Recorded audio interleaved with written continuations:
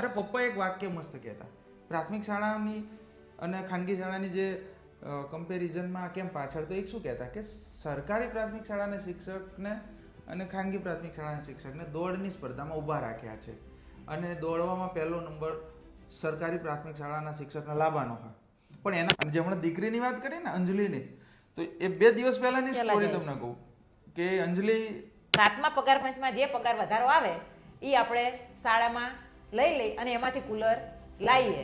મારી શાળાનો બાળક ગ્લાસ મોઢે માટે, મારી શાળાનો બાળક અડધો ગ્લાસ ઢોળી દે, આ બને જ નહીં. 10 વર્ષમાં આપણે એવું શું કરવું જોઈએ તો ગુજરાતનું પ્રાથમિક શિક્ષણ એકદમ ધોરણસરનું થાય.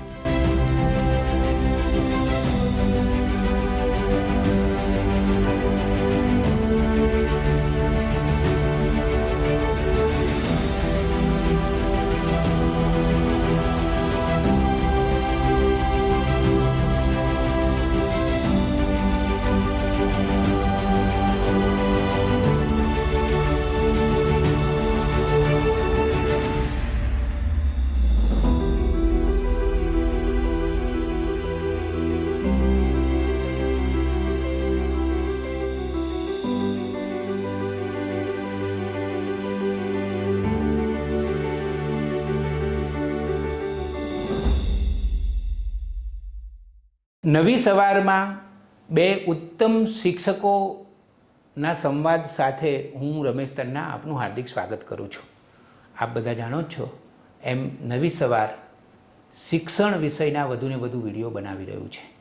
કેમ? શિક્ષકોનું બહુ જ મહત્ત્વ છે.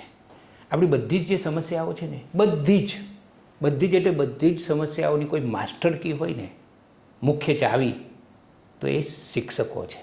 અને એમાંય પ્રાથમિક શાળાના શિક્ષકો તો સૌથી વધારે મહત્ત્વના છે. આજે નવી સવારના સ્ટુડિયોમાં પ્રતિબદ્ધ, આદર્શ અને હું એમ પણ કહું કે વંદન કરવાનું મન થાય એવા 2 શિક્ષકો પધાર્યા છે. એકનું નામ છે જનકભાઈ પટેલ અને એમના જીવન સંગીની ભૂમિકાબેન પટેલ. આ બંનેનું સ્વાગત કરું છું. નમસ્તે સાહેબ. જનકભાઈ અને ભૂમિકાબેનને હું વર્ષોથી ઓળખું છું. અમદાવાદની પાદરમાં, એટલે કે અમદાવાદથી લગભગ 30-35 કિલોમીટર દૂર જમિયતપુરા નામનું ગામ આવેલું છે, તાલુકો કડી અને જિલ્લો મહેસાણા. એમાં એ બંને શિક્ષકો છે. 22 વર્ષથી ભૂમિકાબેન ત્યાં શિક્ષિકા તરીકે ફરજ બજાવે છે અને જનકભાઈ 21 વર્ષથી. પણ શિક્ષણ શું કરી શકે?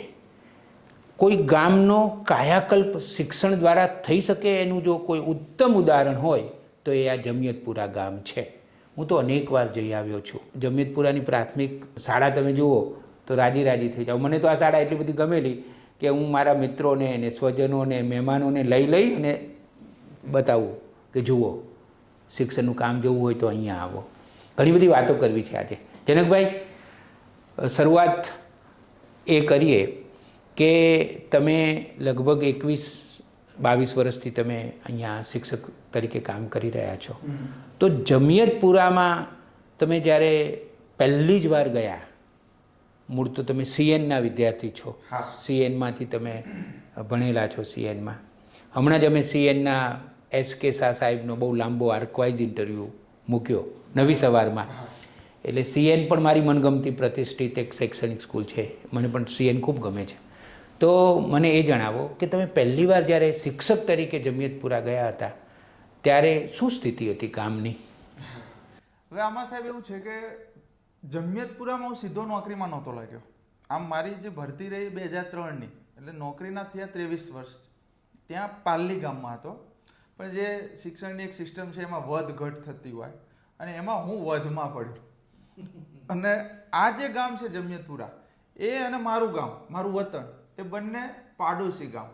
પણ મેં મારી 21 વર્ષની ઉંમર સુધી એ ગામ જોયું નહોતું જે મારા પાડોશમાં છે. અને નોકરીમાં વધમાં પડ્યા પછી ગામ વિનાયકપુરા અને હનુમાનિયા તરીકે પણ એનું ઉર્ફે નામ છે હનુમાનિયા, કારણ કે ત્યાં સાક્ષાત હનુમાનજી મહારાજ પ્રગટ થયેલા. અને જે જગ્યાએ હું નોકરી કરું ત્યારે એ જમિયતપુરા નજીક જ છે. બંનેના દેશી ભાષામાં કહીએ ને તો દેખાડો ફેંકીએ તો એક ગામમાંથી બીજા ગામમાં જઈ શકાય. એટલે જમિયતપુરાનું ઉર્ફે નામ છે ઠીકરિયા. બંને 2 નામ ધરાવે. હવે જમિયતપુરામાં જ્યારે હું વધમાં પડ્યા પછી નોકરી માટે જે અમને સ્થળ પસંદગી મળે એટલે પછી જમિયતપુરા મેં માંગ્યું, જાણીને માંગ્યું, કારણ કે એક શોખ હતો આચાર્ય બનવાનો. આમ તો બધા અત્યારે આચાર્ય બનવાથી ભાગે છે, એવા બધા નિયમો લાવી રહ્યા છે કે આચાર્ય બનવું ના જોવું, અને મને શોખ હતો. જ્યારે હું સીએનમાં પીટીસી કરતો હતો ને સાહેબ, ત્યારે એક ડાયરી બનાવતો, અને ડાયરીમાં હું મારા સપનાઓ લખતો કે હું આચાર્ય બનું તો શું કરું શાળા માટે. આવું બધું મેં લખેલું. અને પાડોશી ગામ મારું જમિયતપુરા, અને એવું વિચાર કર્યો કે શાળા એવી પાસ કરું કે જ્યાં શૂન્ય જ હોય, જ્યાં આપણે એકલો જ ઘૂંટવો છે એમ, અને જે કંઈ સ્વપ્ન આપણે જોયા છે બધા સાકાર કરવા. એટલે જમિયતપુરા મેં જાણીને માગ્યું. મને એવી ખબર હતી કે ત્યાં જઈશ તો હું આચાર્ય બનીશ. મારે આચાર્ય બનવું હતું પણ ખરું, એટલે શોખ હતો એક, કારણ કે કંઈક કરવું હતું એમ. પછી જમિયતપુરા ગયો સાહેબ, અને કહેવાય ને કે શૂન્યમાંથી શરૂઆત મેં કરી. ત્યાં 2-4 ઝાડવા પણ નહોતા, એના બદલે આજે એવું કહી શકાય કે એકદમ હરિયાળી શાળામાં કદાચ 100 પ્રકારની અલગ અલગ વનસ્પતિઓ આજે ત્યાં ખરી. તમારી શાળા તો જોવા જેવી છે, રંગે રૂડી ને ગુણે પૂરી, અદ્ભુત છે. અને જેણે જેણે એ શાળા જોઈ છે એ બધા એ શાળાના પ્રેમમાં પડી ગયા છે. નાનકડી જગ્યા તમારી પાસે એટલી બધી મોટી નથી, પણ તમે એ જગ્યાની એક ઇંચનો ઉપયોગ કરીને જે શાળા સરસ બનાવી છે. પણ એ વખતે જનકભાઈ ગામની પરિસ્થિતિ શું હતી એ જણાવો. ગામની પરિસ્થિતિની વાત કરીએ તો પહેલું તો સાહેબ ત્યાં જે શિક્ષણનું સ્તર રહ્યું, જે દીકરીઓ, ખાસ દીકરીઓ માટેની વાત કરું તો અમે એ શાળામાં શરૂઆત કરી ત્યાં સુધી લગભગ દીકરીઓ, ત્યારે 7 ધોરણ સુધીની શાળા હતી આપણી, તો 8 ધોરણ કોઈ ભણતું નહોતું છોકરીઓ. 7મા પછી ઘરકામ ને જે સંસાર. અને ગામની વસ્તી કેટલી? એ વખતે લગભગ 500 થી 550, અત્યારે 700-800 વસ્તી ગણી શકાય. નાનકડું ગામ. અને મોટા ભાગની વસ્તી બક્ષીપંચ સમાજની, ઠાકોર સમાજ છે, રબારી સમાજ, અને મોસ્ટ ઓફ પશુપાલન અને ખેતી સાથે, અને આમ તો ખેત મજૂર સાથે, ખેત મજૂર જ કહી શકાય, કારણ કે પોતાની જમીન હવે તો બહુ ટુકડાઓ થઈ ગયા. એવી એકદમ ગરીબ પરિસ્થિતિના લોકો. શિક્ષણનો પવન ત્યાં સુધી પહોંચ્યો નહોતો, અને છોકરીઓને ભણાવવાના કોઈ રસ્તા જ નહોતા એમ કહી શકાય. પણ સાહેબ મને બધા કામ કરવામાં સૌથી વધારે જો કોઈ આનંદ હોય ને તો હું એવું કહી શકું, પહેલો શબ્દ ગમે એની સાથે ઇન્ટરવ્યુમાં કે મુલાકાતમાં, કે જે ગામમાં છોકરી 7મા પછી 8મું નહોતી ભણતી, આજે સાહેબ ઘણી બધી છોકરીઓ કોલેજ કરી છે, કોઈએ લેબ ટેકનિશિયનનું કામ કર્યું, ઘણી છોકરીઓ નર્સિંગમાં જવા માટે થનગની રહી છે. અને આપણને આનંદ થાય કે છોકરાઓ ભણે છે, ત્યારે પણ ભણતા, અત્યારે પણ ભણે. છોકરીઓ તો બિલકુલ સ્ટોપ, 0. અને એના બદલે આજે સાહેબ કોલેજો કરવાવાળી ઘણી છોકરીઓ મળે. એ અમારા માટે કહેવાય ને કે વાવેતર ઉગેલું લાગે અમને, ફળશ્રુતિ. ભૂમિકાબેન, તમને એક સવાલ પૂછું. તમને યાદ હોય તો આપણે એક વાંચન શિબિર કરી હતી એ શાળામાં, અને એક અંજલિ કરીને દીકરી હતી, એ કંઈક ચોપડામાં લખતી હતી, અને પછી મેં એને પૂછ્યું તો બહુ સરસ એણે કવિતા લખી હતી. જામફળની જાન આવી, જામફળની જાન. એના પિતાજી કોરોનામાં મૃત્યુ પામેલા. અને એટલે મારી દીકરીઓ વિશે તમને પૂછવું છે. તમે પણ ખભે ખભે મિલાવીને આ જમિયતપુરામાં કામ કર્યું છે શિક્ષિકા તરીકે પણ. તો આ જે દીકરીઓ ભણવા આવે છે, એ દીકરીઓ કેવી હોય છે, એમની આંખોમાં ચમક કેવી હોય છે, એમની આંખોમાં સપનાઓ કેવા હોય છે, એની થોડી વાત કરો. એમના સપનાઓ તો સાહેબ ખરેખર ખૂબ ઊંચા હોય. એમના માતા પિતા, અત્યારનો જમાનો એવો આવ્યો કે એમના માતા પિતા હવે એમને ભણાવવા માટે રાજી થયા છે. પહેલાંના જમાનામાં છોકરીઓ મને એવું કહેતી, શરૂઆતમાં અમે નોકરીએ લાગ્યા ત્યારે કે બેન મારે તો ભણવું છે, પણ મારા મમ્મી પપ્પા મને ભણાવતા નથી. મેં તો એની જવાબદારી મારી, હું કહીશ તારા મમ્મી પપ્પાને તને ભણવા મોકલે. તો શરૂઆતમાં અમે વાલીઓને બોલાવીને સમજાવતા, તો અમુક વાલી છોકરીઓના ચારિત્રના પ્રશ્નો બનતા ત્યારે, તો એ હિસાબે ભણવા છોકરીઓને ના મોકલતા. પછી અમે એમ કહેતા કે જો અમે તમારા ગામમાં નહીં આવ્યા, અમારા મા બાપે અમારા ઉપર વિશ્વાસ ના મૂક્યો, તમે તો છોકરીઓ પર વિશ્વાસ મૂકો, તો તમારી છોકરીઓ આગળ નીકળશે, શિક્ષણ આવશે તો પ્રશ્ન ઓછા બનશે. પછી ધીમે ધીમે ધીમે છોકરીઓને એ ભણાવતા થયા, અને મા બાપને પછી ખબર પડી કે ના શિક્ષણથી તો થોડીક સમજણ વિકસશે, એટલે એમને ભણવા મોકલવાનું ચાલુ કર્યું. અને આજે એ લોકો જોઈ શકે કે જે છોકરીઓ ભણેલી છે સારું ઘર સંસાર ચલાવી શકે, પોતાની રીતે આર્થિક ઉપાર્જન કરી શકે, મોબાઈલની મદદથી સીવણ શીખી શકે, બ્યુટી પાર્લર શીખી શકે, અને પોતાની રોજગારી જાતે મેળવી શકે. જો ભણતરથી આ બધું શક્ય છે તો આપણે આપણી છોકરીઓને ભણાવવી જોઈએ, બીજા ઉપર નિર્ભર રહે નહીં. પછી હું એમના વાલીને એવું એ કહેતી કે તમે સારો જ છોકરો ગોત્યો, પણ કદાચ એ છોકરો પછી દારૂ પીતા શીખી જશે તો એની ગેરંટી શું? કે વાત સાચી કે મેં કીધું તમારી છોકરીઓ પગ ઉપર ઊભી હશે તો એને કોઈની હોશિયારી રહેશે નહીં. પછી ધીરે ધીરે એ લોકોમાં થોડી સમજણ વિકસી અને છોકરીઓને તો ભણવું જ હતું, પણ એમના મા બાપના થોડા પ્રશ્ન હતા, એ અમારી સાથે ચર્ચા કરીને વારંવારની મુલાકાત સાથે ના ભણે તો એમને સમજાવીએ શિક્ષણનું મહત્ત્વ, અને આજે એ લોકો ભણાવતા થયા છે એનો અમને ખૂબ આનંદ છે. છોકરીઓને ગમે એ પ્રશ્ન હોય, ઇવન એના પોતાના શારીરિક પ્રશ્ન હોય, ગમે એ ઘરમાં પ્રશ્ન હોય તો એ આવીને મને કહી શકે. અત્યારે બાલવાટિકાના નીકળાના છોકરા આમ આવે ને એટલે રાહ જોઈ રહ્યા હોય, બેન મેં ઘરે આ કર્યું, બેન ઘરે આમ થયું, પેલું થયું, આઈને સીધું એમને બધું કહી દેવું હોય કે આજ ઘરમાં શું બન્યું, તો એ આઈને તરત બધું કહી દે. જ્યારે સફાઈ કરતા હોય અહીંયા ખાલી આંટો મારવા જઈએ આપણે છોકરા શું કરે છે તો એ પહેલાં ઊભા થઈને આપણને એમના ઘરની પરિસ્થિતિ જણાવી દે. તો અમુક પરિસ્થિતિ હોય કે આપણે આંખમાં આંસુ આવી જાય, અમુક હર્ષની પરિસ્થિતિ હોય તો આપણે એમનો સંવેદન થઈને સમજીએ છીએ, એનો ખરેખર મને આનંદ છે. કેવું સરસ. તમે એ બાળકોની વાત કરતા હતા ત્યારે તો મને રોમાંચ થતો હતો કે આ નાના નાના બાળકો એ તો આમ જાણે કે પતંગિયા જેવા હોય, ફૂલો જેવા હોય, એટલે એવા બાળકો સાથે કામ કરવાની તક મળે એનો પણ ઘણો બધો આનંદ થાય. ભૂમિકાબેન, એક સવાલ હું તમને પૂછું કે જે આપણા ત્યાં પ્રશ્ન છે, ખાસ કરીને તમારું ગામ બક્ષીપંચનું ગામ છે. મેં એક નયનાબેન સુથારનો ઇન્ટરવ્યૂ કરેલો, એ ભાંડુપુરા ગામમાં 27-28 વર્ષથી શિક્ષિકા છે. ત્યાં પણ લગભગ બક્ષીપંચના જ લોકો વધારે છે અને એમણે પણ માતા પિતા માટે અને વાલીઓની જાગૃતિનું સારું કામ કર્યું. ભૂમિકાબેન, મારે તમને એક સવાલ એ પૂછવો છે કે દીકરીઓને ભણવા ન મોકલવી, અને અમદાવાદના પાદરના ઘણા ગામોમાં હું ગયો છું તો મેં બધી જગ્યાએ આ જોયું છે કે અમદાવાદથી 10-15 કિલોમીટર દૂર ગામ હોય પણ ત્યાં જે બક્ષીપંચના હોય છે બધા, એ લોકો તો નથી જ મોકલતા. એકદમ 2 કિલોમીટર દૂર હોય તો નથી મોકલતા. એટલે આ બંધિયાલપણું 2026ની આપણે વાત છે ત્યારે પણ મારે તમને એ પૂછવું છે બેન કે આ જે માનસિકતા છે ને વાલીઓની કે દીકરીઓને ન ભણાવી, એમાં પતિ અને પત્ની એ બંનેનો દૃષ્ટિકોણ કેવો હોય છે અને એની પાછળના કારણો કયા છે? આમ તો જોવા જઈએ ને તો સ્ત્રીની દુશ્મન. પપ્પા તો ભણાવવા જલ્દી રાજી થઈ જાય, મમ્મી જલ્દી રાજી નહીં થતી. મમ્મીના મનમાં એવો ડર છે કે મારી છોકરી ક્યાંક બગડી જશે તો. પપ્પા તો આપણે સમજાવીએ એટલે એ માની જાય કે ના તમારી વાત સાચી છે, તમે કહો એ બરાબર છે, ચલો મારી છોકરીને ભણાવીશ.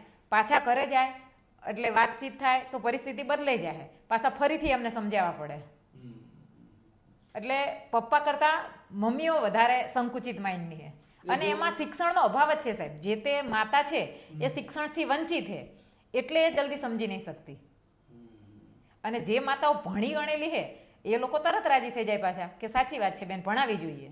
પણ જે પ્રોસેસ થઈ, તમે બંને જે કામ કર્યું, તો એ પ્રોસેસની થોડી વાત કરો ને કે તમે જે માતાઓ છે એ માતાઓને કેવી રીતે સંમત કરી શક્યા, અને એમાં એરર કઈ આવી, એમાં પડકારો કયા આવતા હતા? જે શરૂઆતનો તબક્કો તો સાહેબ વાત થઈ કે ભાઈ આ રીતની માનસિકતા હોય ભણવા માટે, અને ઘણા બધા કારણો ભૂતકાળમાં બન્યા હોય, જોયા હોય, એટલે બધી એક હતી પ્રશ્ન ભણવા માટેના જે કંઈ. પછી અમે શું કર્યું? સૌ પહેલાં તો અમે એવું કામ કર્યું કે જ્યારે બાળક 8મા ધોરણમાં આવે એટલે બ્રેઇન વોશ ચાલુ કર્યું શરૂઆતથી જ કે બેટા આપણે 9મા માટે ક્યાં જવાનું હોય, કઈ જગ્યાએ એડમિશન લઈશું, હોસ્ટેલમાં જાઓ અથવા તો બાજુના ગામમાં, એ બધું બહુ બ્રેઇન વોશ ચાલુ જ રાખીએ. પછી તો અમે ત્યાં સુધી પહોંચ્યા કે એને જ્યારે રિઝલ્ટ મળી જાય 8મા ધોરણમાં એટલે એનો દાખલો કાઢવો પડે, એલસી બીજે જવાનું હોય. પછી અમે એને એલસીને અમે જ નક્કી કર્યું કે ચલો આપણે જ એડમિશન અપાવું છે.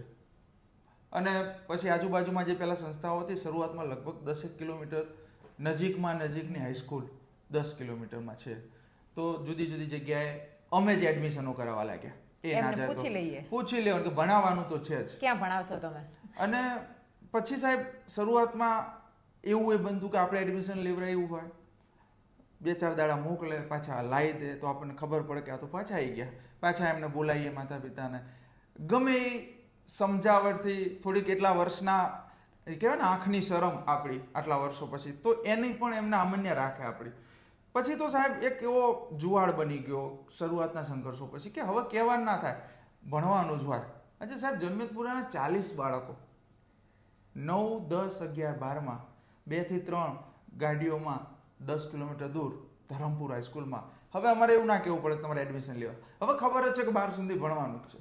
અને જે હમણાં દીકરીની વાત કરી ને અંજલિની, તો એ 2 દિવસ પહેલાની સ્ટોરી તમને કહું કે અંજલિ 12મું ધોરણ પાસ કર્યું, રિઝલ્ટ આવી ગયું, અમને સમાચાર મળ્યા એટલે અમે પાછા પૂછીએ વેકેશન પૂરું થઈને સ્કૂલ ખુલે એટલે કે છેલ્લે કોણ 10મામાં હતા એમના શું રિઝલ્ટ આવ્યા, 12મામાં કોણ હતું એના શું, બધા સમાચાર મળ્યા.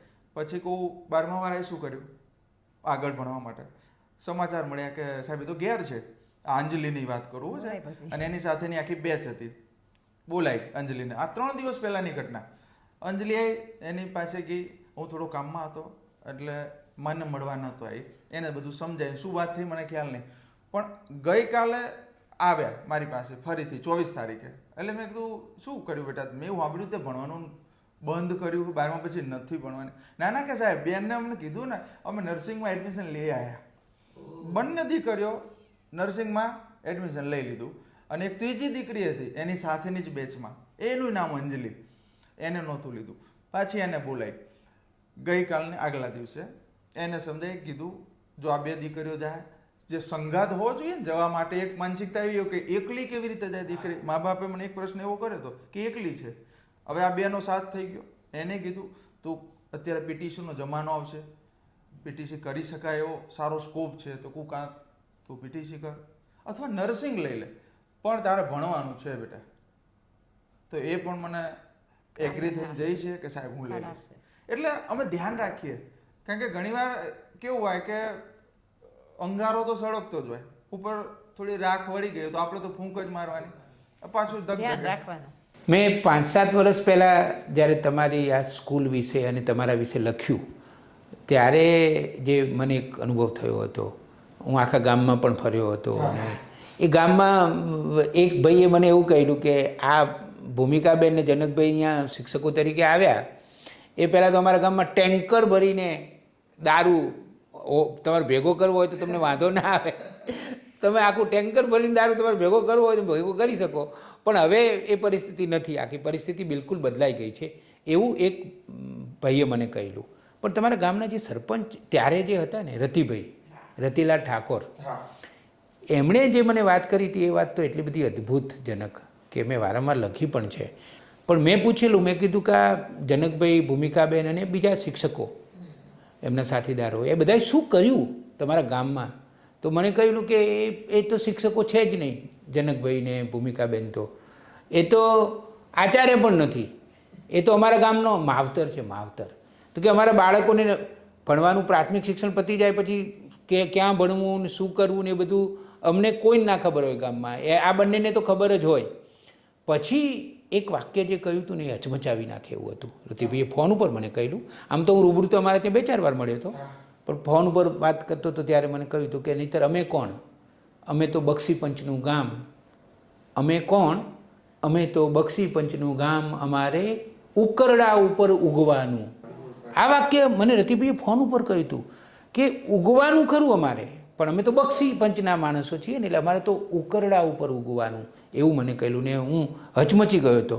અને મને યાદ છે કે ધ્રુવ ભટ્ટને, આપણા નવલકથાકાર, ને ફોન ઉપર જ્યારે મેં આ વાક્ય કહ્યું ત્યારે મને કહે કે રમેશભાઈ આ તો લોક ઉપનિષદનું વાક્ય છે, અને કે તમે ગામડાઓમાંથી આવા વાક્ય ભેગા કરજો અને એક પુસ્તક કરજો, એનું નામ આપજો લોક ઉપનિષદ, અને આવા બધા વાક્યો મૂકજો. તો તમે બંને માવતર તરીકે પણ કામ કર્યું છે. તમારા બંને પાસેથી એ જાણવાની ઈચ્છા થાય કે જનકભાઈ 2026મું વર્ષ ચાલે છે, આઝાદી 1947માં મળી, અને ગુજરાત રાજ્ય તો કેટલું પ્રગતિશીલ છે, 65% આપણે તો સુખી છીએ બીજા ઘણા રાજ્યો કરતાં. તો પણ આજે ગામડાઓમાં શિક્ષણની જે ગંભીરતા નથી આવતી, એ કેમ નથી આવતી, એના કયા કારણો તમને લાગે છે? સાચી વાત. આમ જોવા જાય તો સમય બદલાય એની સાથે વિચારો બદલાય, અને આજે તો આખી દુનિયા, અને આખી દુનિયામાં તમે જુઓ કે વિજ્ઞાન અને ટેકનોલોજી કેટલું આગળ વધ્યું છે, તો એની અસર આપણા ગામડાઓમાં રહેતા લોકો ઉપર કેમ પડતી નથી? એ લોકો કેમ શિક્ષણ માટે હજી જેટલા જોઈએ એટલા ગંભીર થતા નથી? સાહેબ ઘણી વખત એવું લાગે આપણને કે ઘણા બધા કારણો હોઈ શકે, એક કારણ ના હોય. અને હું તો કહું ગામડે કારણો જુદા નીકળી શકે, એવું પણ બની શકે, કારણ કે દરેકની મેન્ટાલિટી જુદી છે, સમજવાની, વિચારવાની. પરંતુ આપણે ધારીએ એટલું ખરાબ ચિત્ર નથી બની ગયું કે શિક્ષણ નથી મેળવતા. કારણ કે આજે હું જે જગ્યાએ હું બેઠો છું તે મને એ પ્રશ્નો નથી સતાવતા. માનો કે ડ્રોપ આઉટની વાતો ચાલે કે બાળકો ભણતા ના હોય, તો મારો તો એવો કોઈ પ્રશ્ન છે નહીં કે જે એની ઉંમર હોય ભણવા માટેનો જે ક્રાઇટેરિયા એ સમયગાળા દરમિયાન કોઈ બાળક ગામમાં બિલકુલ શાળા સુધી પહોંચ્યું નહીં, એવું તો કોઈ વાત શક્ય જ નથી એમ. એટલે એ પ્રશ્નો મને નથી નડતા.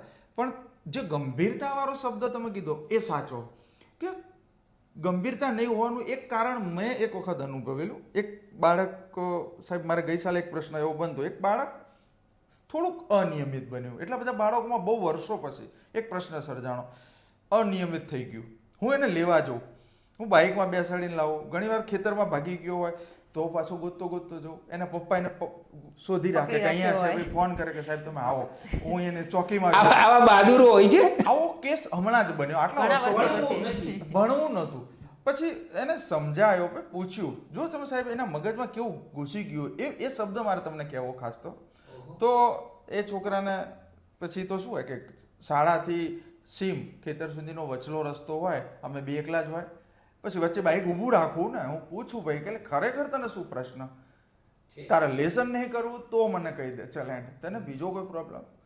પછી એને કે શબ્દ વાપર્યો, મને ખરેખર ઘણીવાર રાતે એમ થાય કે આ આપણા લોકોની કેવા વિચાર કે સાહેબ હે ને અમારે ખેતર જે દાડી કરવા આવે ને મજૂરો, આપણે મજૂરો બધા આવે કે નહીં ખેતરમાં દાડી કરતા હોય, તો દાડી કરીને પછી થોડો ટાઈમ થાય રિસેસનો એટલે ચા પાણી કરવા બેસે, તો કે અમારે ખેતર જે મજૂરી આવતા હતા ને તે એમાં એક બે બહેનો મને એવું કહેતા હતા કે કોને નોકરી મળી છે, ક્યાં નોકરી મળવાની છે, કે પછી દાડી જ કરવાની છે, કે એના કરતાં સાનો માનો અત્યારે જ ચાલુ કરી દે. એને મને આ શબ્દ વાપર્યો, એને મગજમાં થઈ ગયું કે નોકરી તો મળવાની જ નહીં, હું 8મું ભણું કે 12મું ભણું કે અત્યારથી જ નીકળી જવું, નોકરી મળવાની છે નહીં. અને આ બધાના મગજમાં છે સાહેબ, આ તમને હકીકત કહું છું. મેં જોયું કે નોકરી નથી, પણ મેં એને એમ કીધું નોકરી નથી એવું તું શા માટે માની લેશ? આ આપણી શાળામાં 6 જણાથી અમને નોકરી મળી, પછી ગામના બીજા હું 2-4 ઉદાહરણ આલું કે જો આ બેને નોકરી મળી, અને ચાલ નોકરી નથી મળવાની માની લે, પણ નોકરી નહીં મળે તું ખેતી કરીશ તો પણ તું ભણેલો હશું તો સારી ખેતી થશે, તું ટેકનોલોજી સાથે જોડાઈશ, તું તારા મગજના વિચારો ખુલશે ને. એનું નામ શું છોકરાનું? અમિત હતો અમારો. અમિત. હા. પછી હા ચાલુ આ સાલ 8મામાં છે, સરસ મજાનો રેગ્યુલર બની ગયો પહેલા જ દિવસે હાજર સ્કૂલના. પણ એને મગજમાં થોડુંક અમે નાખ્યું. પણ આ શું કે આજુબાજુના જે વિચારો, કાન તો તમે બંધ કરી ના શકો, એ ખરું, આંખો બંધ ના થાય. અને એના મગજમાં થોડું મોબાઈલનું ભૂતે ચડી ગયું હતું. સતત મોબાઈલમાં એ ગેમો રમતો હતો, ફ્રી ફાયર, પબજી ની બધી રમતો, એટલે માઇન્ડ થોડું આક્રમક થઈ ગયું હતું. હા, અને એને પછી બીજી પ્રવૃત્તિમાં વાળ્યો, વૃક્ષારોપણમાં, ફૂલ છોડમાં, તો તારી મોબાઈલ એને ઓછો કરી નાખ્યો. એટલે હવે એને આમાં પાછો રસ પડી ગયો અને હવે રેગ્યુલર આવી જાય. ભૂમિકાબેન, કોઈ દીકરી સાથેનો કોઈ પ્રસંગ યાદ કરો ને, કારણ કે કેટલી બધી દીકરીઓને તમે ભણાવી છે. 22 વર્ષમાં તો તમારા હાથ નીચે અને હૃદય સાથે કેટલી બધી દીકરીઓ ભણી હશે, તો કોઈ એવો સંવેદનશીલ પ્રસંગ યાદ આવે છે કોઈ દીકરીનો?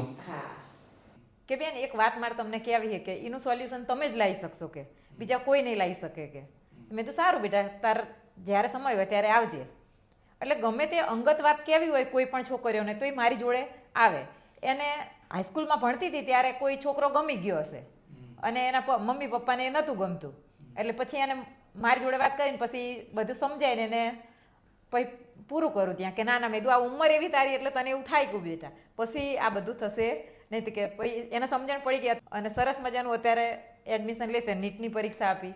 મને તમે એક મહિલા શિક્ષિકા છો અને જે ન ભણાવવાના કારણો હોય છે ને, જે અમુક ગામોમાં, એનું એક કારણ દીકરીઓનું હોય છે કે ભાઈ દીકરીઓ બગડી જશે, અથવા તો દીકરીઓનું શોષણ થશે, દીકરીઓને કોઈ ગુમરાહ કરી જશે, છેતરી જશે, એ કારણ એ પણ હોય છે. તો જે ગામડાની જે દીકરીઓ હોય છે એ દીકરીઓને કેવું શૈક્ષણિક વાતાવરણ આપવું જોઈએ તમારી દૃષ્ટિએ?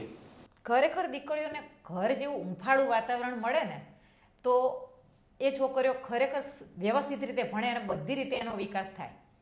ઘરનું વાતાવરણ જેવું છે, મમ્મી પપ્પા જોડે ખુલીને વાત જે કરી શકતી હોય એવું જ વાતાવરણ જો શાળાઓમાં મળે એને, અને એને જે સગવડ છે ઉંમર પ્રમાણે એને અમુક સગવડની જરૂર પડે, સેનિટેશન વ્યવસ્થિત જોઈએ, એ બધી સગવડો જો શાળામાં વ્યવસ્થિત રીતે હોય તો બાળકોને, છોકરીઓને ભણવું ગમે જ. આવવું ગમે જ. જો સગવડનો અભાવ હોય તો છોકરીઓ થોડીક નારાજ થાય.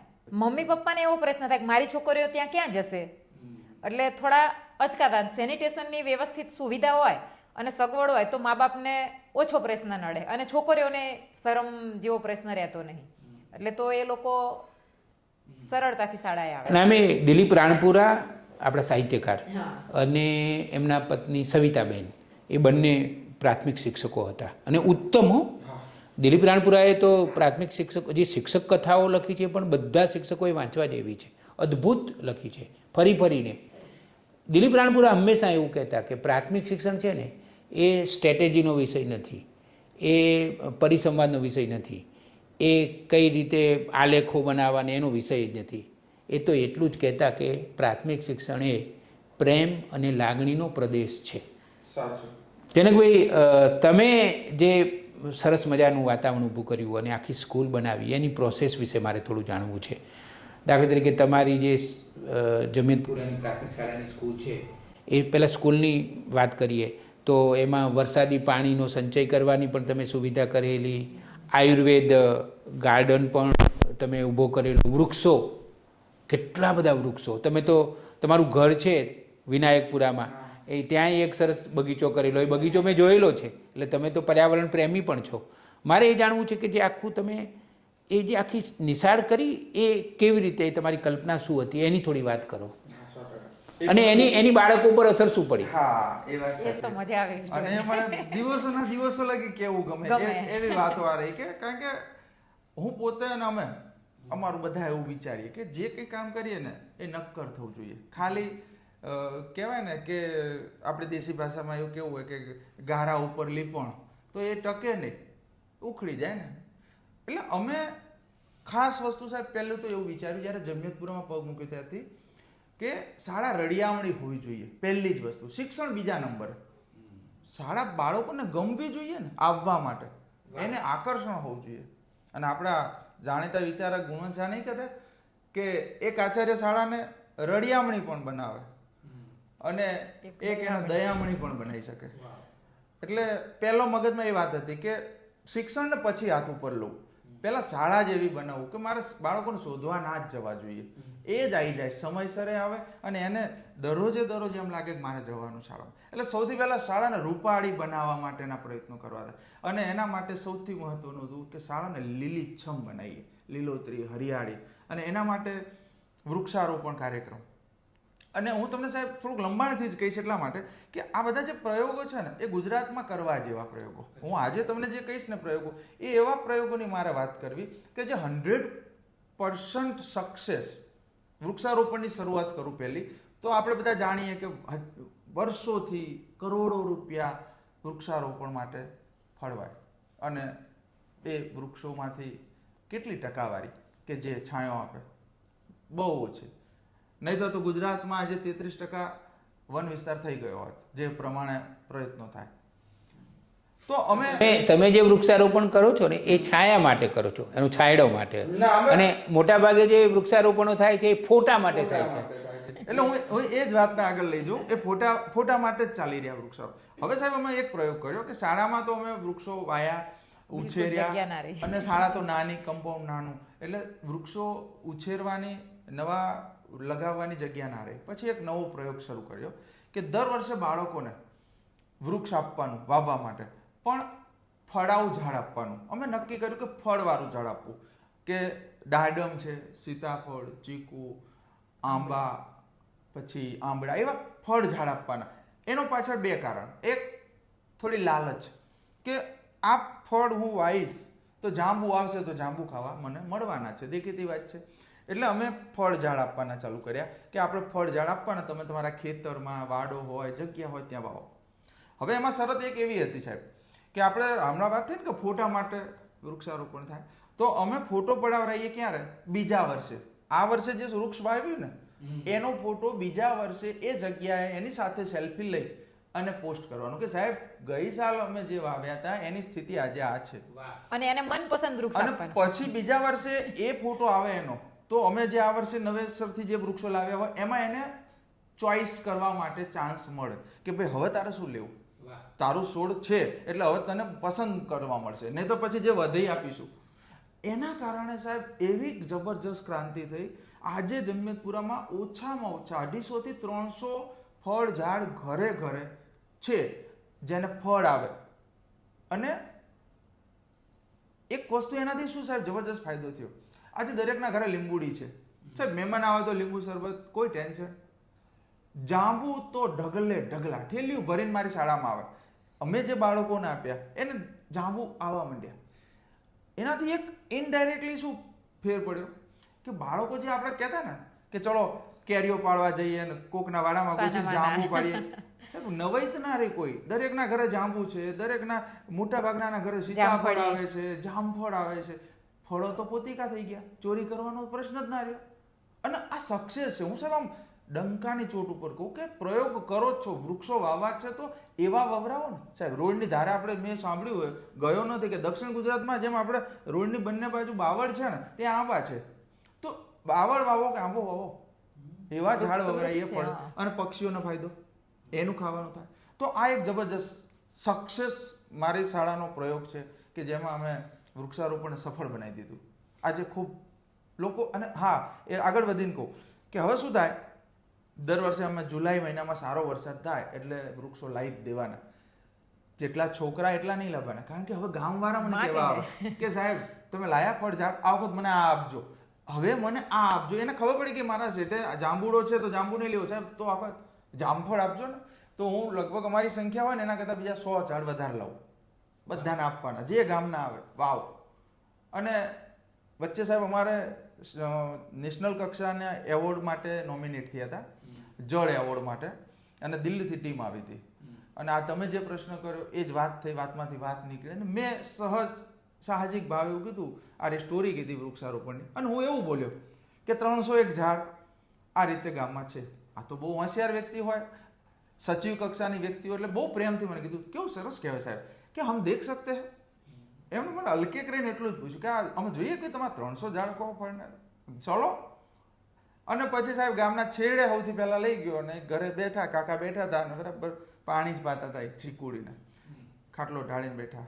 પછી બોલો સાહેબ આવો કે ચમ આયા. મેં કીધું સાહેબ એવું કહે છે કે અમે તમને દર વર્ષે તમારા છોકરાઓને ઝાડા લઈએ ફળના, એ ઉછેરો હો કે નહીં ઉછેરતા. અને પછી કાકા કે જો આ ચીકુડી, આ જામફળ, એના ઘરે સાહેબ 15 વૃક્ષો ઓલરેડી તૈયાર હતા. અને પછી આજુબાજુ વાળાને ટોળું વળી જાય ગામડામાં, તો કેમ આયા. મેં કીધું સાહેબ એવું કહે કે આપણા ફળ ઝાડ થાય છે, તો કે સાહેબ મારે ઘેર લાવજો, મારે 10 છે, પેલું કે મારે ઘેર લાવજો, મારે 7 છે. એટલે પછી સાહેબે એક શબ્દ બોલ્યો કે ના ના જનકજી નહીં, કે નહીં દેખના, ચલીએ કે.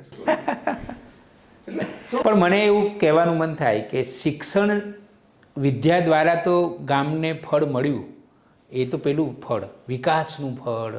અને પણ તમે આવા ફળ પણ, એ બંને ફળ તમે જુઓ ને. અને અમે ઔષધ બાગ તરફ એમને વાળ્યા. 8મા ધોરણમાં, હા 8મા ધોરણમાં જે વિદ્યાર્થી આવે એને અમે વાત કરી કે તારા ઘરે 5 ઔષધિ હોવી જોઈએ. છોડવા અમે પૂરા પાડીએ કે ચલ અરડુસી હે, તુલસી હે, કુંવારપાઠું હે, એવી 5 વનસ્પતિ અમે જે ટુકડાથી થઈ જતી હોય, ક્યાં તો નાના રોપા લાવવા પડતા હોય. તારા ઘરે 5 થાય, વધારે કરવી હોય તો આપશું અમે, પણ 5 તો તારા ઘરે થવી જોઈએ. સ્કૂલમાં તો ખરું જ ના. હવે દરેકના ઘેર, હવે તો અમે સ્કૂલમાં અમારા લિમિટેડ જગ્યામાં કરીએ, પણ હવે એવો વિચાર કરો કે દરેકના ઘેર 5 થઈ જવી જોઈએ. ભલે તમે નાના નાના કુંડામાં વાવો, તુલસી, અરડુસી, કુંવારપાઠું, પછી મામેજો હે, તો એ નાની નાની દવાઓ આપણા ઘરમાં જ આપણને મળી રહે. નાની નાની વાતમાં દવાખાને ના જવું પડે. તો હવે એક પ્રયોગ ઘર સુધી ઔષધ બાગનો અમે લઈ ગયા. અને બીજું આ સ્કૂલ તમે કેટલી સરસ બનાવી છે, આમ એની થોડી વાત કરો ને, કે કેવા અદ્ભુત ચિત્રો છે ને સુવિચારો લખેલા છે ને આ બાજુ શું કહેવાય કે હિંચકાઓ છે ને આમ. આપણે તમારી સ્કૂલની અંદર એન્ટ્રી લઈએ ને પછી મન થાય કે ભાઈ આપણે અહીંયા રહી જઈએ. મેં શરૂઆતમાં કીધું એમ કે શાળાને રળિયામણી બનાવી હતી, અને એના માટે અમે જે પ્રયત્નો કર્યા એમાં બોલતી દિવાલો કરી, એટલા માટે કે એવા ચિત્રો બનાવ્યા કે બાળક આકર્ષિત થાય. કલરફુલ રંગબેરંગી તો ખરું જ, પણ સાથે કંઈક મેસેજ હોય, એને સહજે શીખવ્યા વગર એ જોઈને જ શીખી શકે એવું આખી શાળાને અમે શણગારવા માટેનો પ્રયત્ન કર્યો. પણ આમ તો શરૂઆત તો પહેલા તો પાયાથી શરૂઆત કરી એવી કહીએ કે કારણ કે બધું જો એકદમ ખરાબ પરિસ્થિતિમાં હતી, બિલ્ડિંગ નહોતી, પૂરા વર્ગોની, ત્યાંથી શરૂઆત કરી વર્ગોખંડોથી બનાવવાની અને પછી એને શણગારવાની શરૂઆત કરી, વૃક્ષોની શરૂઆત કરી. શરૂઆતમાં દત્તક આપતા અમે બાળકોને કે આ તારું, આ વૃક્ષ. હમણાં તમે દીકરીનું એક વાત કરી ને સાહેબ, લાગણીવાળો પ્રસંગ હું તમને એમાં કહું. એક દીકરી વર્ષો પછી પિયર આવી સાસરેથી, તો ઘરે ના જઈ, નિશાળમાં શાળામાં આવી દોડીને, અને એને જે વૃક્ષ વાવ્યું હતું ને દત્તક તરીકે, ત્યાં પહેલા જોવા જઈ અને પછી અમને મળવા આવ્યો કે સાહેબ મારું ઝાડ જોવા આવ્યું. વાહ, આ અહીંયા એને એટલું એટેચમેન્ટ હતું. એટલે અમે બાળકોને પોતાના કર્યા. શાળા તમારી છે, દત્તક આપવાથી શું થાય, એનો લગાવ જાગે. અમારો સ્ટાફ બીજો તો બદલાઈ ગયો હોય ને, તો કોઈને એમ થાય કે આ છોકરી કેમ આવી, તો એને કીધું કે આ ઝાડ અમે સાહેબ નવા અહીંયા આવ્યા નિશાળમાં, સાહેબને અમે અહીં ભણતા હતા, અમને બધાને ઝાડ હાલતા અને એ ઝાડમાં અમને કહેતા કે આ તારું ઝાડ છે. તો એ આવતી અને આ એની સફળતા કે એને ઘર સુધી લઈ ગઈ એ વાતને, મારી શાળા. અને દરેક કામમાં અમે એવું કરીએ સાહેબ કે આ તમારી શાળા હે, અમારી એવું નહીં, આપણી બધાની શાળા, અને આ બધાના કણ કણમાં તમે જોડાયેલા છો. એટલે એમને ટેવ જ એવી પાડી. વૃક્ષને માનો કે બાળકો પાણી પાશે તો ભાવ કેવો જાગશે, આદર ભાવ જાગશે. અને આદર ભાવ જગાવવો હતો, પોતિકાપણું કરવું હતું.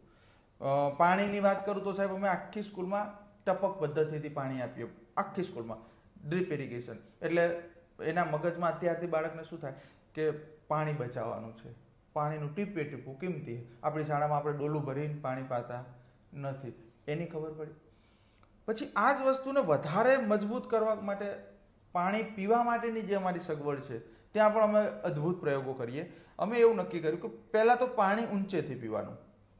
આખી સ્કૂલના બાળકો ઊંચેથી પાણી પીવે. વાત નોર્મલ છે, પણ એનાથી ફાયદો એ છે કે હું પાણી પીને જઉં ઊંચેથી, તો મારા પછી તમે પાણી પીવા જશો તો તમારે ગ્લાસ સાફ નહીં કરવો પડે, તમને ખબર છે.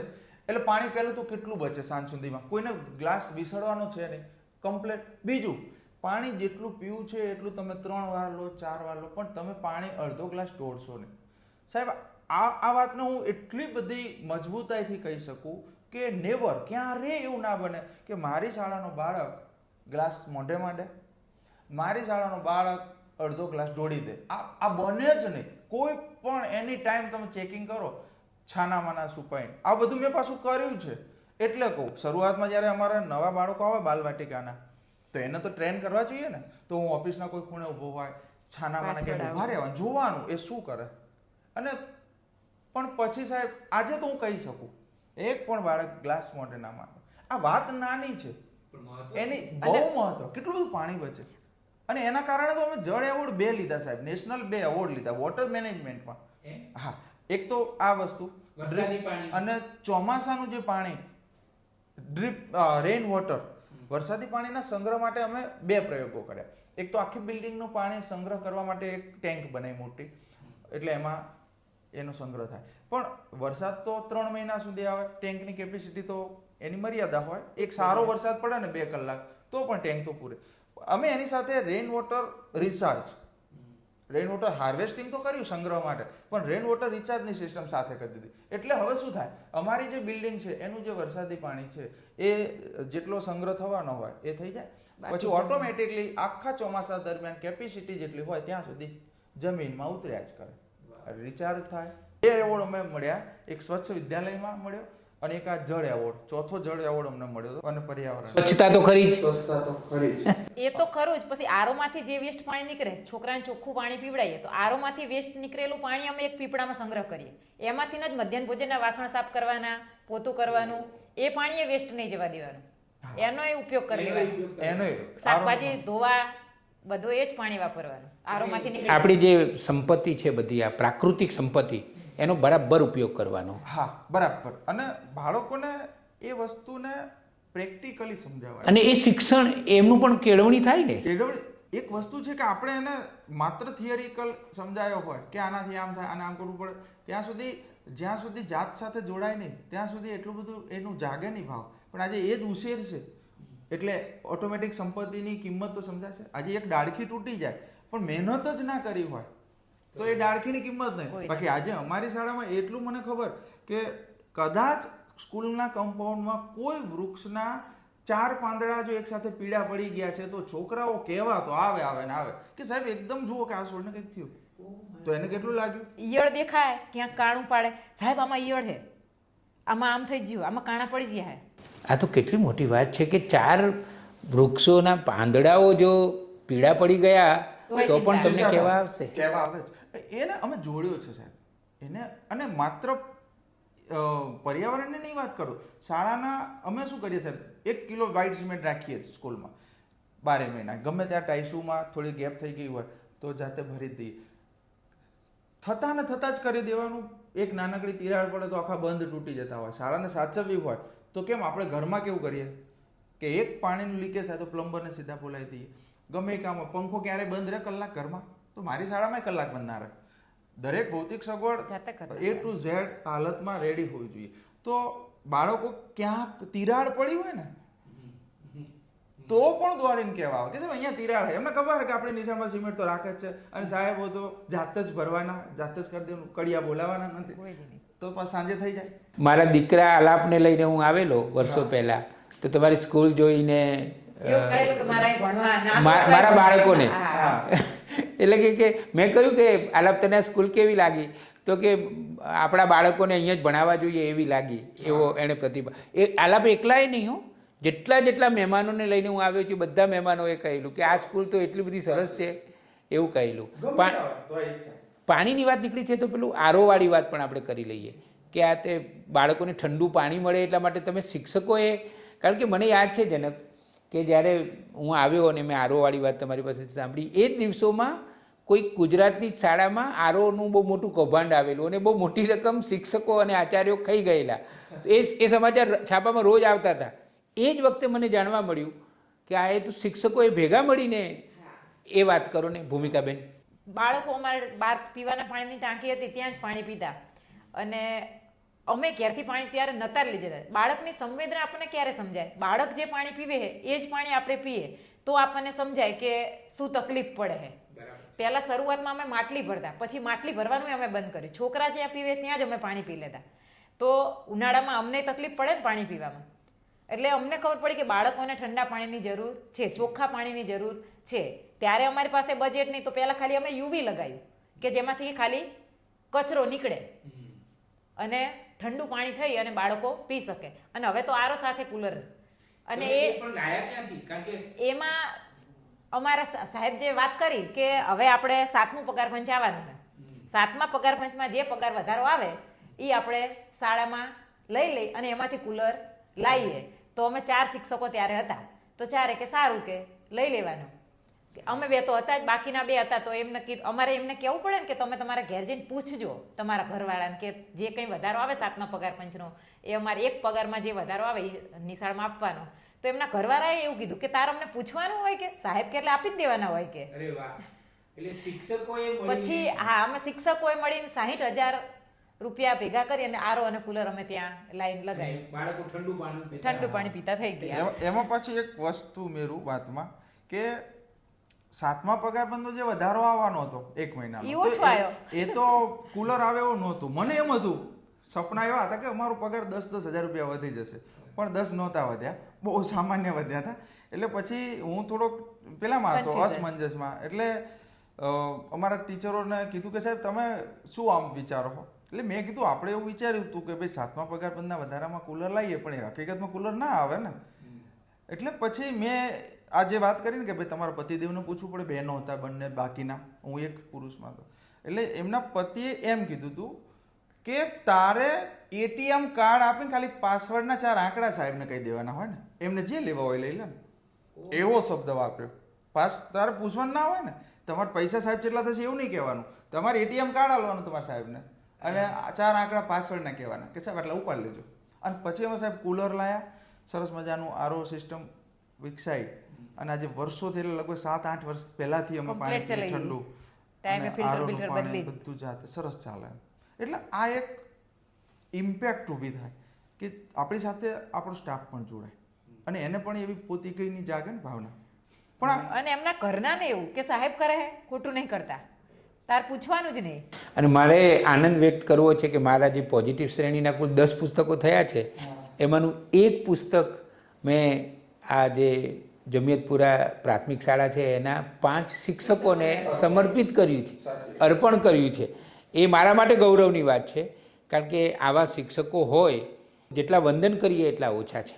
હવે જનક એક સવાલ એ પૂછું કે આ જે બાળકો હોય છે એને તમે ભણાવવાની પદ્ધતિ કેવી છે તમારી, એના વિશે થોડી વાત કરો.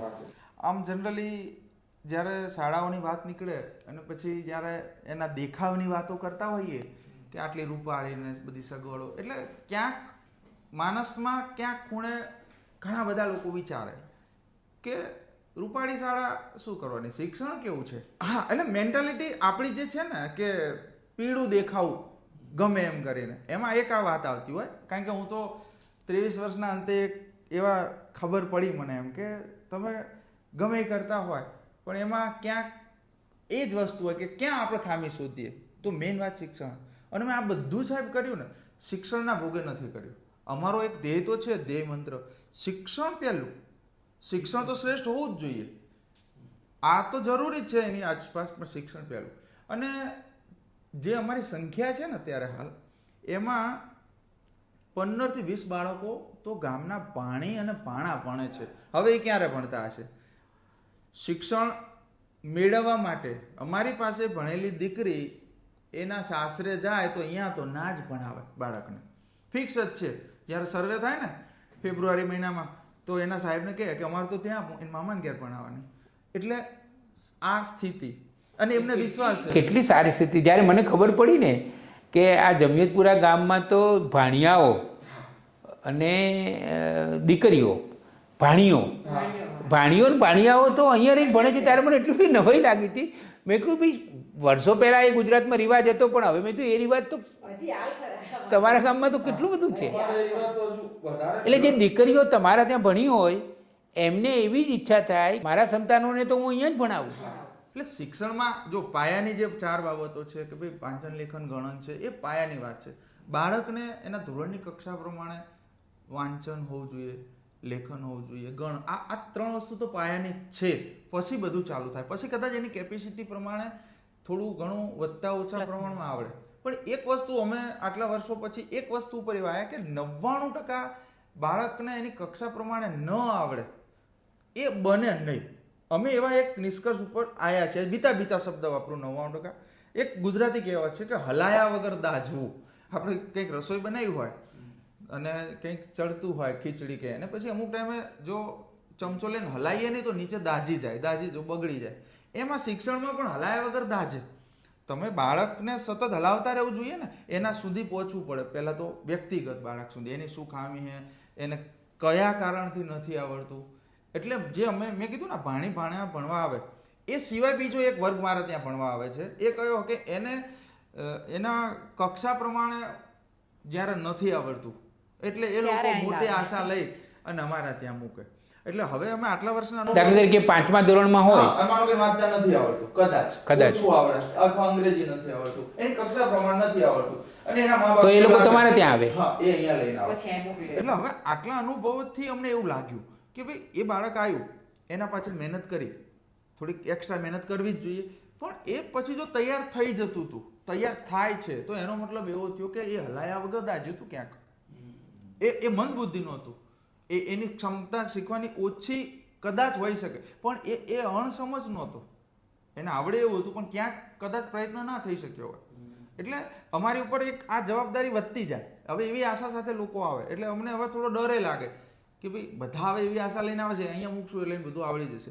એટલે એના કારણે શું થાય કે અમારી જવાબદારી બેવડાણી, જે અમારા પોતાના એક ગામના જે બાળકો છે એને શીખવવું એ તો અમારી પહેલી ફરજ છે, એને પાછું ન પડવા દેવું એ પહેલી ફરજ છે, અને જે પેલી મોટી આશા સાથે આવ્યું છે અને એ આશા ઉપર ખરું ઉતરવું એ બીજી જવાબદારી થાય.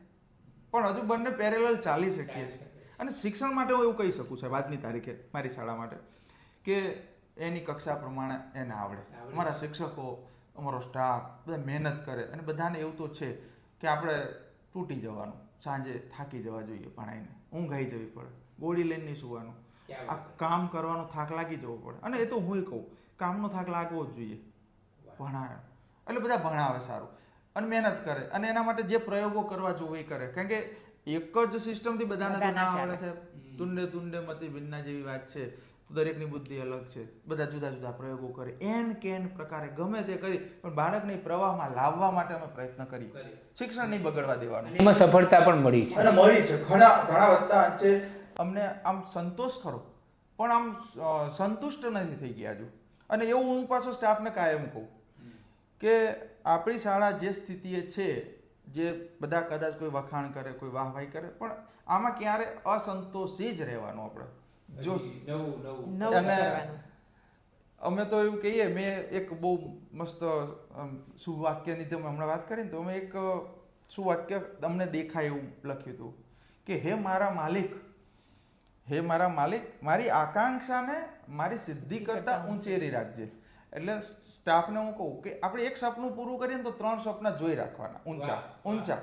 એટલે આપણે સતત મથ્યા કરીશું. ભારતમાં અને ગુજરાતમાં પ્રાથમિક શિક્ષકને તો બહુ જ ઓછા પગારો મળે છે અને ઘણીવાર મને એવું લાગે કે ઊંધું થવું કરવાની જરૂર છે. એ જે પ્રોફેસરોને તમે આપો છો ને એટલા શિક્ષકોને આપો, પછી જુઓ કે સમાજ કેવો થાય છે. એટલે તમારા બંનેનો પગાર તો સારો છે. અને મને એ પણ ખબર છે કે તમે બંને આ શિક્ષણના જે પ્રયોગો કરો છો એમાં તમારા ગાંઠના પૈસા પણ ઘણા નાખો છો દર વર્ષે, એની મને ખબર છે. પણ એક સવાલ તમને પૂછું કે તમે તો આજના કાળના મમ્મી છો, મોલ્ડન માતા કહેવાઓ તમે. તમારી દીકરી તેજસ્વીનીને તમે શા માટે તમારી સ્કૂલમાં જ ભણાવી? 8મા ધોરણ સુધી તો એ તમારી સાથે જ ભણી. તમે એને કેમ કોઈ ઇંગ્લિશ મીડિયમની બહુ જ મસ્ત કહેવાય એવી ખાનગી સ્કૂલમાં ન ભણાવી? એવું પાપ તમે શું કામ કર્યું? જો સાહેબ, આમાં મારે મારી જાતમાં વિશ્વાસ ના હોય, મારા શિક્ષણમાં મને વિશ્વાસ ના હોય, તો બીજા મા બાપ કેવી રીતના શિક્ષણમાં મારા પર વિશ્વાસ કરે? હું મારી છોકરીને મારે ત્યાં ના ભણાવું તો મારું શિક્ષણ સારું નહીં એ સાબિત થયું. તો બીજા મા બાપ તો મારા વિશ્વાસ ના જ કરે ને. હું મારા છોકરાને ત્યાં ભણાવું તો જ વિશ્વાસ આવે ને કે બેન પોતાની છોકરીને ભણાવે તો મારા છોકરાને તો એ સારું જ ભણાવશે. એટલે મારા શિક્ષણનો મને વિશ્વાસ, લોકોને વિશ્વાસ આવવો જોઈએ, મને પોતાને વિશ્વાસ આવો કે હું જો સારું ભણાઈ શકતી હોય તો મારે બીજે શું કરવા ભણાવવા? અને મને મારી કેપેસિટીનો ખ્યાલ આવે ને કે હું કેવું ભણાઈ શકું, મારી છોકરીને કેટલે લઈ જઈ શકું. આપણી શિક્ષણની ચકાસણી આપણા બાળકોમાં કરાય, બીજાનામાં કરવી એના કરતાં પોતાની જાત ઉપર ના કરીએ. ઘણીવાર વોટ્સઅપ ઉપર એવું ફરતું હોય છે કે પ્રાથમિક શાળાના શિક્ષકો પોતાના સંતાનોને ખાનગીમાં ભણાવે. હા, એવું મેં વાંચ્યું છે. પણ તમે તો તેજસ્વીનીને એટલે આપણને લોકોમાં વિશ્વાસ બેસાડો કે આ તમે સારું શિક્ષણ આપો તો પોતાના બાળકોને પોતાની શાળામાં ભણાવવા જ જોઈએ. જેનાથી શક્ય છે ખરું? શક્ય અમે તો કરી શક્યા કે દીકરીને તો પૂરેપૂરું પ્રાથમિક શિક્ષણ જેટલું જ છે એ બધું જ ત્યાં અપાય. ગુજરાતી માધ્યમમાં તમારી જોડે છે. અને એ પણ એક એવા નિયમથી જે અમારી શાળાના સ્કૂલના જે રૂલ્સ એન્ડ રેગ્યુલેશન હોય એ પ્રમાણે એને મમ્મી પપ્પા બંને શિક્ષક હે, એના કોઈ પણ વધારાના લાભ સિવાય એક સામાન્ય બાળકને જે કરવું જોઈએ એ જ સિસ્ટમથી અમે એને ભણાવી. અને એનાથી સાહેબ એક વસ્તુ કે ગુરુ ગોર ખાતા હોય તો ના પાડી શકે, એક સામાન્ય વાત છે. તો આપણે બાળકને દર વર્ષે કેવું હોય કે ચલો અમારી શાળા મોકલી દો, આમ કરો તેમ કરો, પણ એના કરતાં ઉદાહરણ પૂરું પડી તો ઘણા બધા શબ્દો ઓછા બોલવા પડે ને, એ તો એમને તો ખ્યાલ આવે. બીજું એનાથી એક મોટો ફાયદો થાય કે ઘણા બધા નિયમો એવા હોય જે મારી દ્રષ્ટિએ હું પોતે વધારે દુનિયાને એમ લાગે કે આની જરૂર ના હોય એવી વસ્તુઓ અમે કદાચ રાખતા હોય, પણ એ મારી દીકરી 8 વર્ષ લગી એને ફોલો કર્યા તો એ વસ્તુ મને એક અહેસાસ એવો થાય. માનો કે અમે 2 રિબિન માથે લાલ કલરની લગાવીએ દીકરીઓ, તો એને મેં 8 વર્ષ ભણાવી તો એને એની મમ્મી નોકરી કરે તો સાથે ઘણી વખત લગ્નમાં ગયા હોય તો પછી લગ્નમાં અડધી રજા મૂકીને સ્કૂલે જવાનું હોય તો એ પણ અમારી સાથે તો આવે જ. તો સાહેબ અમે ગાડીમાં ગણવેશ લઈને જ જવાનું ગાડીમાં, અને પછી ત્યાં સગાવાલાના ઘેર પ્રસંગ પતે પછી એના ડ્રેસ ચેન્જ કરીને પછી એને તો ગણવેશમાં જ લઈને જવાની. અડધા દિવસ પછી પણ 2 ચોટલા કરી દેવાના એકના, કારણ કે હું બીજા પાસે નિયમ પડાવતો હોય મારા બાળકો તો મારે તો બતાવવું જ જોઈએ. અને મને એ પણ ખબર પડે કે આ અઘરો છે કે થઈ શકે એવો, એટલે એનાથી બહુ ફાયદો થયો. તેજસ્વીને ત્યાં ભણાવવાથી જે કંઈ નિયમો ચલાવવું કે જે મારી અપેક્ષા છે કે આ હોવું જોઈએ શાળામાં, તો એ ખોટા રસ્તે નહોતા ને, એ એક અમે અનુભવ્યું. મને ગૌરવ છે કે તમે બંને એવા પતિ પત્ની છો કે તમે તમારી દીકરીને, તમને તમારા શિક્ષણમાં પૂરો વિશ્વાસ છે એ સાબિત કરી આપ્યું. જનક, મને યાદ છે કે એકવાર રાજકોટના મારા મિત્ર છે પ્રકાશ સૈજપાલ અને બીજા એક મિત્ર છે જય સૈજપાલને લઈને હું તમારા ત્યાં આવેલો અને આખી સ્કૂલ જોયેલી અને બહુ રાજી થયા હતા, પણ પ્રકાશ પછી ઉદાસ થઈ ગયો. પ્રકાશ સૈજપાલ મારો મિત્ર છે એ, મેં કીધું કેમ આટલી સુંદર સ્કૂલ જોઈ, તને તો બહુ ગમી સ્કૂલ, અને કેમ તું આમ કશું બોલતો નથી? કારમાં અમે હતા ત્યારે એણે કહ્યું કે મને એવું લાગે છે કે આ જનકભાઈ પટેલ જે આચાર્ય છે અહીંયા શિક્ષક છે એમની શક્તિઓ માત્ર એક જ ગામને ના મળવી જોઈએ. મને એવો વિચાર આવે છે કે એમની જે અનુભવ છે, એમની સંવેદના છે, એમની શક્તિઓ છે, એનો લાભ માત્ર એક જ ગામને મળે તો એ તો ગુજરાત માટે બહુ નુકસાનની વાત છે. એવું મને યાદ છે કે પ્રકાશે મને કહ્યું હતું કે એમનો વધુને વધુ આખા ગુજરાતને લાભ મળવો જોઈએ. હવે આપણે વાત કરીએ ગુજરાતનું જે પ્રાથમિક શિક્ષણ છે ને, લગભગ ગુજરાતમાં 34,000 સરકારી પ્રાથમિક શાળાઓ છે, 2 લાખ જેટલા શિક્ષકો છે. પ્રશ્નો તો ઘણા બધા છે, અંગ્રેજી માધ્યમ અને ગુજરાતી માધ્યમના પ્રશ્નો છે, ખાનગી સ્કૂલોની સંખ્યા વધી રહી છે એના પ્રશ્નો છે. મોટામાં મોટો પ્રશ્ન તો એ છે કે સરકારી સ્કૂલોની જે ગુણવત્તા એક જમાનામાં હતી એ હવે બહુ જ આમ ઓસરી રહી છે, એના કારણે પણ બધા પ્રશ્નો છે. મારે તમારા બંને પાસેથી એટલું જાણવું છે કે ગુજરાતનું પ્રાથમિક શિક્ષણ, આપણે કોણ એના માટે જવાબદાર છે એની બધાને એની ચર્ચા કરવી જ નથી, પણ ગુજરાતનું પ્રાથમિક શિક્ષણ એક ચોક્કસ સ્તર સુધી લાવવું હોય, ખરેખર જેવું હોવું જોઈએ, જેવું જમિયતપુરામાં છે એવું શિક્ષણ આખા ગુજરાતમાં લાવવું હોય 2035 સુધીમાં, કારણ કે 2035માં 75 વર્ષ થવાના છે, તો 10 વર્ષમાં આપણે એવું શું કરવું જોઈએ તો ગુજરાતનું પ્રાથમિક શિક્ષણ એકદમ ધોરણસરનું થાય? શિક્ષણને પહેલા તો પ્રચાર અને પ્રસારમાંથી મુક્ત કરાવી દેવું પડે કે એનાથી કોઈ બીજી કોઈ અસરો નથી થવાની. શિક્ષણને જે નીતિ નિયમોના જે અમુક પ્રચાર અને પ્રસાર માટેના જે નીતિ નિયમોનામાં જે બેડીઓ પહેરાઈ ગઈ છે એમાંથી પહેલા મુક્ત કરવું જોઈએ. મારા પપ્પા એક વાક્ય મસ્ત કહેતા, પ્રાથમિક શાળાની અને ખાનગી શાળાની જે કમ્પેરિઝનમાં કેમ પાછળ, તો એક શું કહેતા કે સરકારી પ્રાથમિક શાળાના શિક્ષકને અને ખાનગી પ્રાથમિક શાળાના શિક્ષકને દોડની સ્પર્ધામાં ઊભા રાખ્યા છે અને દોડવામાં પહેલો નંબર સરકારી પ્રાથમિક શાળાના શિક્ષકને લાવવાનો હોય, પણ એના 2 પગ બાંધી દીધેલા, દોડવાનું છે બેયને. પાછું પ્રાથમિક શાળાના સરકારી પ્રાથમિક શાળા શિક્ષક ઉપર પ્રેશર હતા, પહેલો નંબર લાવવાનો, પેલાને આગળ જવાનું, પણ એના પગ બાંધી દોડવાનો. બસ આ એ જ વાત છે. સાહેબ થોડુંક ફ્રી હેન્ડ આપે ભણાવવા માટે. હું તો એવું કહું કે તમે અમારું ચેકિંગ કરો ભણતરનું, નો પ્રોબ્લેમ, કરવું જ જોઈએ અને કડકમાં કડક કરો, પણ અમને તમે 1 વર્ષનો ટાઈમ તો આપો ભણાવવા માટેનો સ્પેશિયલ. એકાદ વાર એવો પ્રયોગ કરો, કોઈ એવું કોઈ ડેરિંગ વાળું વ્યક્તિ આવે અને એ નક્કી કરે કે ભાઈ પૂછો પહેલા પ્રશ્ન. જો કોઈ પણ વસ્તુમાંથી સાહેબ એમાંથી કાઢવું હશે ને માખણ, તો પહેલા બંને પક્ષને પૂછવું પડશે. માનો કે શિક્ષકોને પૂછો કે તને શું તકલીફ, ચાલ તારી પહેલા તકલીફો કહી દે, મારે તારું રિઝલ્ટ જોઈએ, તો તારી અપેક્ષા શું અમારી પાસે. સરકારની અમારી પાસે અપેક્ષા હોય તો સરકાર એમ કહી દે કે ભાઈ શોર્ટ એન્ડ સ્વીટ કે ભાઈ બાળકને એની વય કક્ષા પ્રમાણે ભણતા, લખતા, વાંચતા, ગણતા આવડવું જોઈએ. આ માનો કે સમાજની કે સરકારની અપેક્ષા, તો શિક્ષકને પૂછવું જોઈએ ને કે આ અપેક્ષામાં તમારે ખરા ઉતર, હવે તમારી શું તકલીફ છે, જેમાં પગ બાંધેલી વાત આવી, તમારી જરૂરિયાત શું છે? જરૂરિયાત પગારના સાઈડમાં લઈ જઈએ સાહેબ. હું એ બાબતનો વિરોધી છું. આ તમને કહું, તમે હમણાં કીધું એમ, હવે પગાર માટે અમારે આંદોલન કરવાની જરૂર નથી, બરાબર છે, હવે ઘર ચાલે. કારણ કે 2500માં 5 વર્ષ મેં નોકરી કરી, તેલનો ડબ્બો નતો આવતો, બરાબર, પણ હવે તો આવી જાય એવું છે. એટલે એને બાજુમાં રાખીએ. અને ઘણીવાર તો મને એવું લાગે કે આ પગારનું જે ચોકલેટ છે ને, એ જ્યારે અમારા પ્રશ્નો જ્યારે હેવી લેવલે થાય પછી અમને એક ચોકલેટ મળી જાય એટલે અમે બેસી જઈએ. પણ હું એવું માનું કે એ ભૂલી જાઓ, આપણી તકલીફ, આપણા જે પગ બાંધી દીધા આપણે દોડવું છે. સાહેબ વેલ ક્વોલિફાઈડ શિક્ષકો સરકારી પ્રાથમિક શાળાના છે, સરસ મજાના, એ લોકો નીતિ નિયમ પ્રમાણે ભણીને અનુભવથી આવ્યા છે, તો પાછા તો ના જ પડે.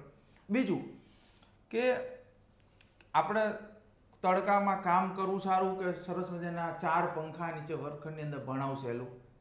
તો જોરે નથી આવતું, ભણાવવું નથી ગમતું એવું નથી, બહાર રખડવું એના કરતાં તો રૂમમાં ભણાવો. વધતા વર્ગના રાજા છીએ, બાળકને રાત કહેવી તો એ રાત માને, દિવસ કહેવી તો બધી આપણી પાસે. પણ જે બિન શૈક્ષણિક રીતે જે જરૂર વગરનું જે કામ લેવામાં આવતું હોય વધારે એટલે શું થાય, ડિસ્ટર્બ થઈ જાય શિક્ષક.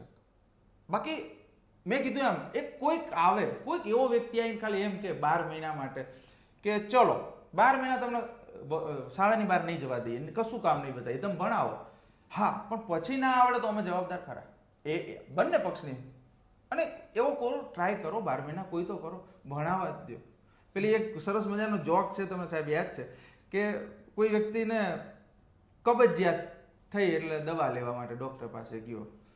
આમ તો કવિ હતા એવું કે એક કવિ ગયા એટલે 2-3 દાડા લીધું, ચોથા દાડે ગયા કે સાહેબ હજુ પેટ સાફ નહીં આવતું.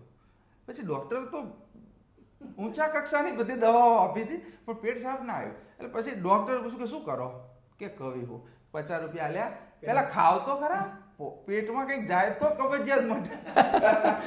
આવી જ હાલત અમારી છે કે અમને ભણાવવા તો દો, પૂરું ભણાવવા તો દો, પછી રિઝલ્ટ માંગો, પછી કબજિયાત ના મળે. બહુ ખરાબ પરિસ્થિતિ આ છે, એમનો ટાઈમ પૂરો નહીં મળતો. ભણાવવું છે, કેમ ના ભણાવવું ગમે, કેમ ના ગમે. બાળકને નહીં આવડતું એને શીખવવું હોય, એને દાખલા શીખવવા, એને ગણન શીખવવું, એને ગીતો ગવડાવવા, એને રમવા લઈ જવા મેદાનમાં, કેમ ના લઈ જઈએ. એ બહાને અમે રમી શકીએ ને, પણ રમવા માટે જવાનું થાય ત્યાં તો એક કાગળિયું ભરવાનું આવી જાય તો બધા જ મૂળ લેસ થઈને પાછા આવી જઈએ. અને કામગીરી પછી ડબલ, ઓનલાઈન કરવાની અને ઓફલાઈન કરવાની, કાગળ વર્ક કરી અને પાછું ઓનલાઈન કરવાનું, એટલે કામગીરી ડબલ થઈ ગઈ. ઘણા શિક્ષકો એવી ફરિયાદ કરે છે ભૂમિકાબેન કે અમને તો ડિજિટલ મજૂરિયા બનાવી દીધા છે.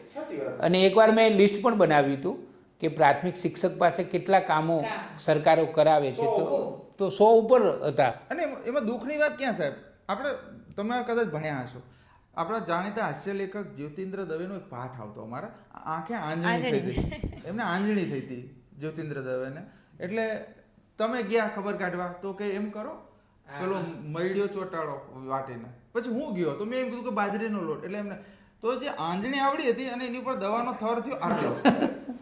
આંજણી આવડી હતી, દવા બધાની લગાવી, આંજણી માટે અમારા શિક્ષણમાં આવ્યું છે. જૂના જે કઈ ચાલ્યા જ આવે વર્ષોથી પ્રોગ્રામ કે જેની બંધ કરતા જ નહીં, નવો આવી જાય પણ જૂનાને કોઈ બંધ કરતું નથી, એટલે અમારે આંજણી વધતી જ જઈ બધું ચલો. મેં એક વ્યંગ કથા લખેલી જનક કે એક ડોસીમાએ કોકને કીધું, છોકરાને દોડાયો કે શિક્ષકને બોલાય ને, પ્રાથમિક શાળાના શિક્ષકને, તો એ કીધું કે પેલા માજી તમને બોલાવે છે.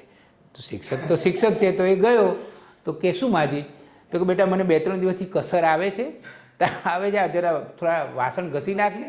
તો પેલો શિક્ષક આમ જોઈ રહ્યો કે માજી તમે મને, હું તો શિક્ષક છું, તો કે એટલે જ તને કહું છું કે આ સરકાર છે ને કે તમારી જોડે બધું કરાવે છે, તો તમને વાસણે આવડતા હશે એટલે તું ઘસી આપે તો સારું. એવી મેં વ્યંગ કથા લખેલી. પણ ઉકેલ એ તમે કહ્યું કે સરકારે જરા થોડુંક મંથન કરવાની જરૂર છે, સમાજે શું કરવાની જરૂર છે એ મને કહો.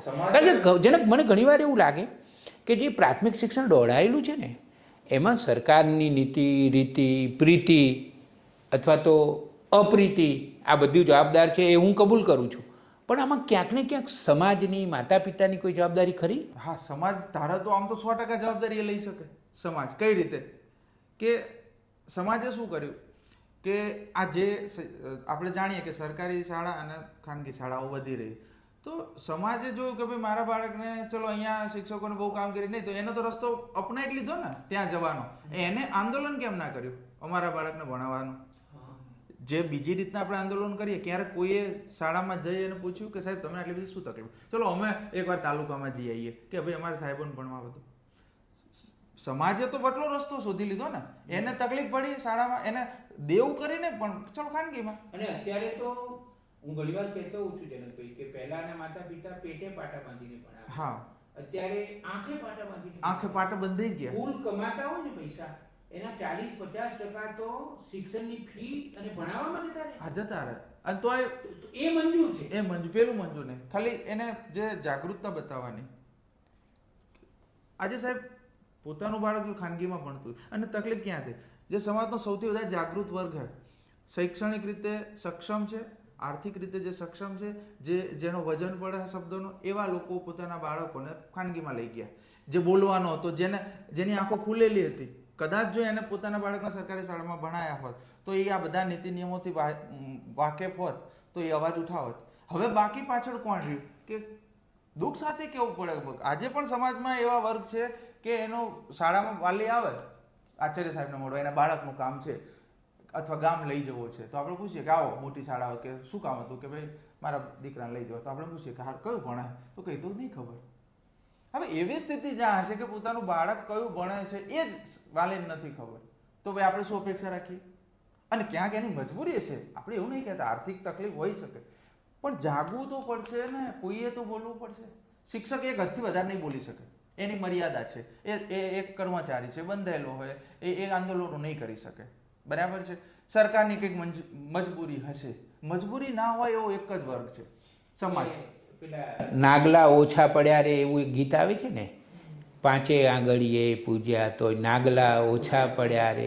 મને એવું લાગે છે કે શિક્ષણ ઢોળાયેલું છે, એમાં માતા પિતાની જાગૃતિ થોડી ઓછી પડી. એ અને તમે સરકારી શાળામાં વાલીને કંઈક કહો કે આ પ્રવૃત્તિ છે, આ રીતે ભાગ લેવાનો હોય, તો જે અમારી શાળામાં પ્રશ્ન નહીં પણ મોટા ભાગની શાળાઓમાં પ્રશ્ન છે એવો કે વસ્તુની જરૂરિયાત હોય તો મા બાપ ના લાવી દે, અને એ જ બાળક એનું બાળક જો ખાનગી શાળામાં ભણે તો એક્ટિવા કે બાઇક લઈને એના ઘરવાળાને લઈને ગમે એમ કરીને પ્રોજેક્ટમાં જે વસ્તુ જરૂર હશે તો અડધી રાતે જઈને લઈ આવશે. જો એ જ વસ્તુ અહીંયા સરકારી શાળાના શિક્ષકોને મદદ કરે તો આ શાળા કેટલે પહોંચે?